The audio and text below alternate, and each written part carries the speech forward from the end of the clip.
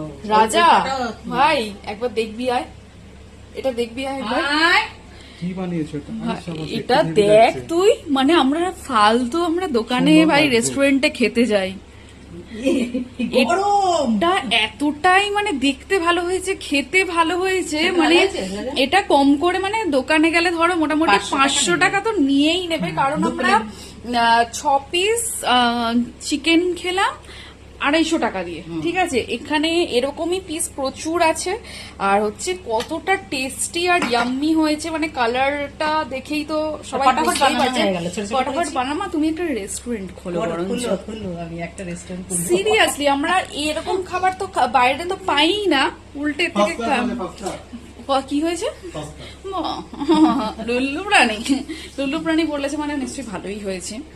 আমি একটু ভালোই রান্না করি, তুমি ভালোই রান্না করো সেটাই বলছি, কিন্তু আমরা দোকানে বা রেস্টুরেন্টে মা, দোকানে আমরা সত্যি ফালতু খেতে যাই না, সত্যি ফালতু শুধু মানে যাই, হ্যাঁ মনে হয় বাইরের খাবার খেয়ে আসি, কিন্তু বেকার পয়সা নষ্ট সত্যি। আর যারা রান্না করতে পারে না তাদের ঠিক আছে, তাদের জন্য ঠিক আছে। হ্যাঁ, আমরা যেমন সবাই ভালো রান্না করতে পারি, তাই জন্য আমাদের দোকানে খেয়ে পোষায় না ঠিক।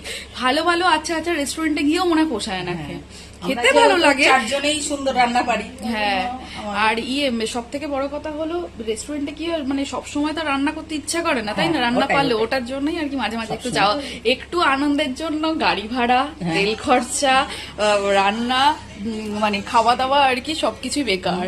বাড়িতে দেখো দারুণ হয়েছে, তো দারুণ হয়েছে।